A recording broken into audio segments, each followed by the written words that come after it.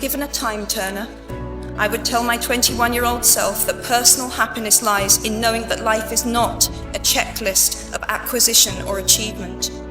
Your qualifications, your CV, are not your life, though you will meet many people of my age and older who confuse the two.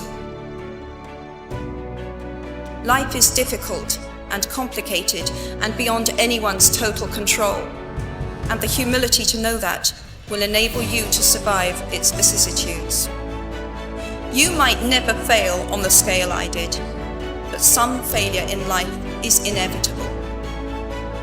It is impossible to live without failing at something, unless you live so cautiously that you might as well not have lived at all, in which case you fail by default. We all have to decide for ourselves what constitutes failure, but the world is quite eager to give you a set of criteria if you let it. One of the many things I learned at the end of that classics corridor down which I ventured at the age of 18, in search of something I could not then define, was this, written by the Greek author Plutarch. What we achieve inwardly will change outer reality. That is an astonishing statement, and yet proven 1,000 times every day of our lives. It expresses in part our inescapable connection with the outside world, the fact that we touch other people's lives simply by existing. But how much more are you likely to touch other people's lives? Your intelligence, your capacity for hard work, the education you have earned and received, give you unique status and unique responsibilities. If you choose to use your status and influence to raise your voice on behalf of those who have no voice, if you choose to identify not only with the powerful but with the powerless, if you retain the ability to imagine yourself into the lives of those who do not have your advantages, then it will not only be your proud families who celebrate your existence, but thousands and millions of people whose reality you have helped change. We do not need magic to transform our world. We carry all the power we need inside ourselves already. We have the power to imagine better.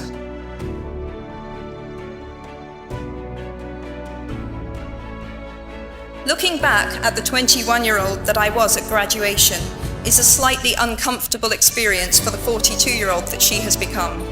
Half my lifetime ago, I was striking an uneasy balance between the ambition I had for myself and what those closest to me expected of me.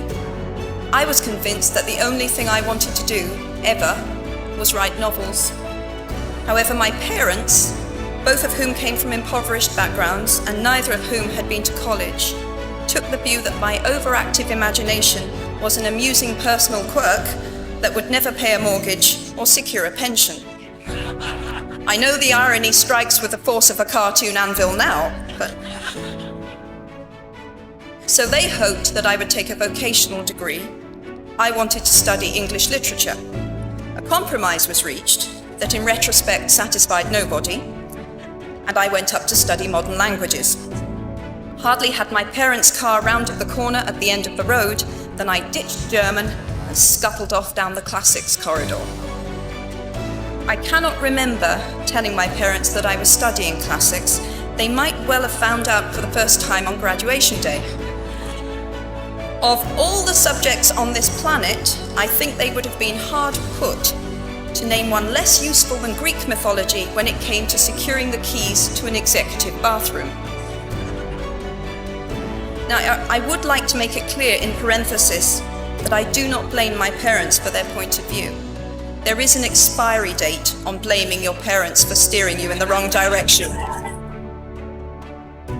So why do I talk about the benefits of failure? Simply because failure meant a stripping away of the inessential.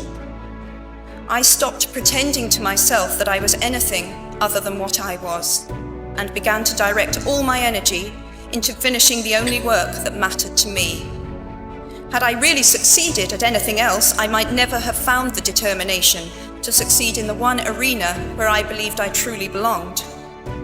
I was set free because my greatest fear had been realized and I was still alive, and I still had a daughter whom I adored, and I had an old typewriter and a big idea. And so rock bottom became the solid foundation on which I rebuilt my life. Failure gave me an inner security that I had never attained by passing examinations. Failure taught me things about myself that I could have learned no other way. I discovered that I had a strong will and more discipline than I had suspected. I also found out that I had friends whose value was truly above the price of rubies. The knowledge that you have emerged wiser and stronger from setbacks means that you are, ever after, secure in your ability to survive. You will never truly know yourself or the strength of your relationships until both have been tested by adversity. Such knowledge is a true gift, for all that it is painfully won, and it has been worth more than any qualification I ever earned. I have one last hope for you, which is something that I already had at 21. The friends with whom I sat on graduation day have been my friends for life. They are my children's godparents, the people to whom I've been able to turn in times of real trouble.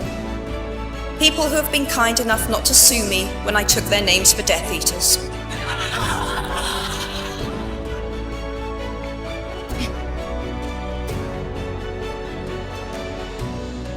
At our graduation, we were bound by enormous affection, by our shared experience of a time that could never come again, and of course, by the knowledge that we held certain photographic evidence that would be exceptionally valuable if any of us ran for Prime Minister.